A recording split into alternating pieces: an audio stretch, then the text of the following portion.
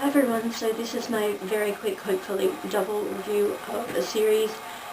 Eon and Eona by Alison Goodman. I don't have my copy of Eon here, sorry. And as you all know, I took a rather long hiatus halfway through Eon due to some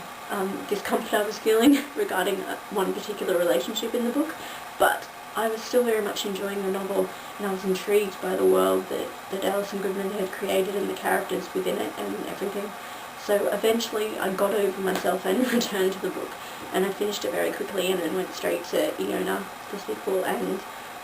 read this in 2 days, I think, which is saying something really considering that the text is quite small and it's incredibly detailed. And I very, very much enjoyed both these books. I give them each a solid 4.5 stars out of 5. And I highly recommend them.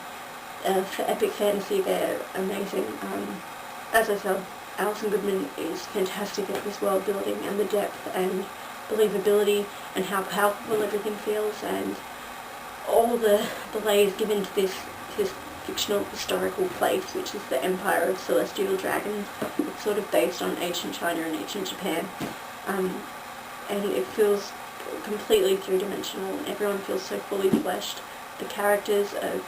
wholly realised, and what I really, really admired about it was, despite the fact that I took issue with a lot of moral dilemmas and themes, which is sort of the point, and you know, I felt discomforted by some of the relationships between characters, but that was what ended up being the thing that I really appreciated in the end, and I admired the most was the honesty of all of it, because this isn't a narrative that conveys interactions between people that are necessarily straightforward in any way or pleasant, and even when it is a relationship of any kind, a friendship or a romance or a partnership that you find that is really positive and that you're very much supportive of, things still go wrong. There's still so much deception and issues of trust, and then also the additional layer of sexuality, which is a big issue, particularly in Eon, obviously, because it has the Mulan-esque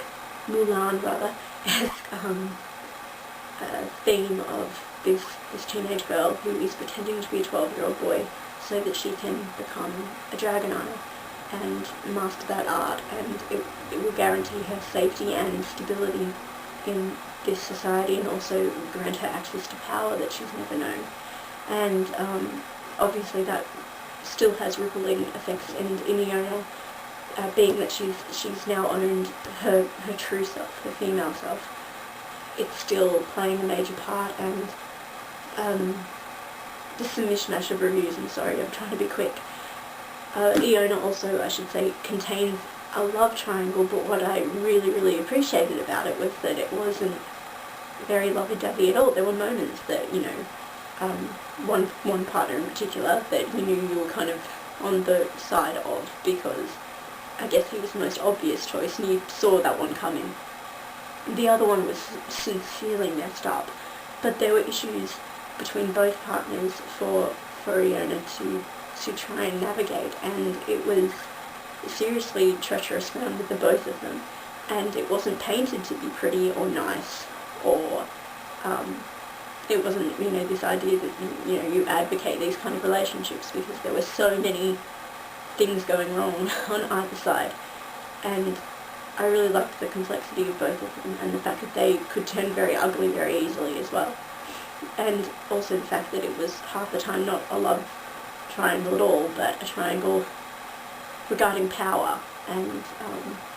the issue of who, can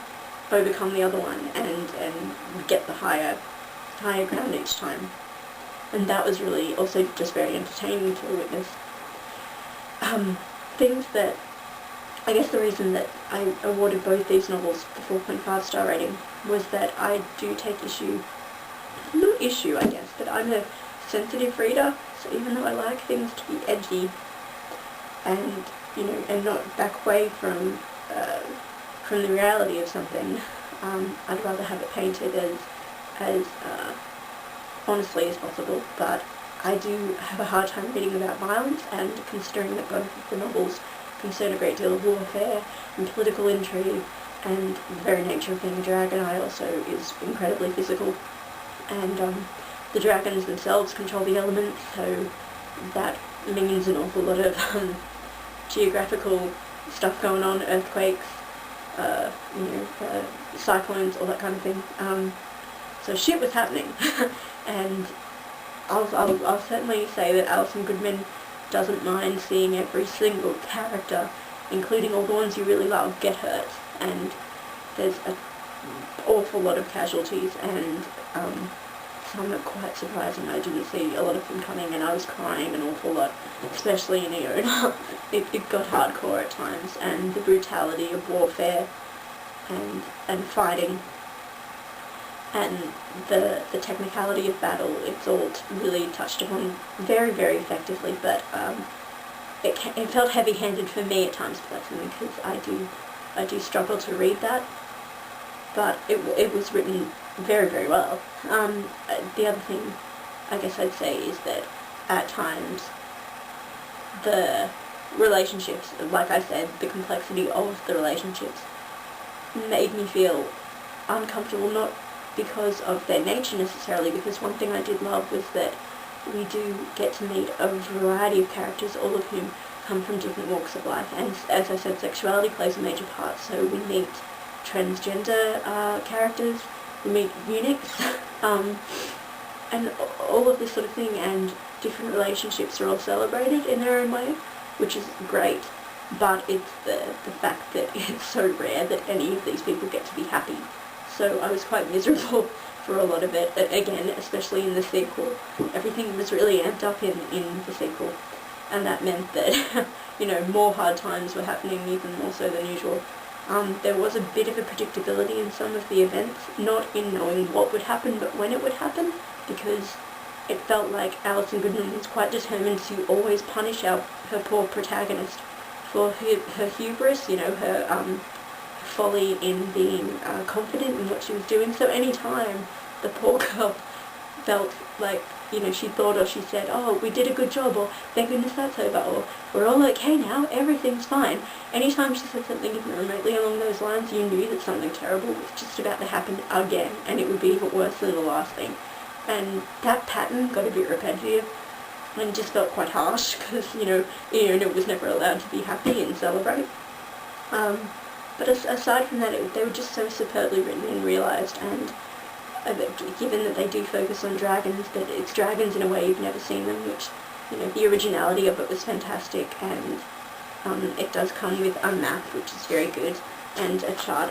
about the dragon eyes, both of which were incredibly useful. But yeah, the detail of it, and the honesty, and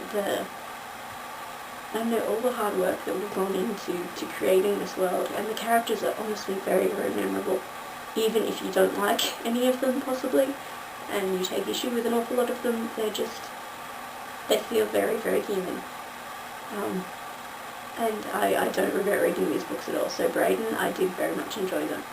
So yes, 4.5 stars for Eon and Eona by Alison Goodman.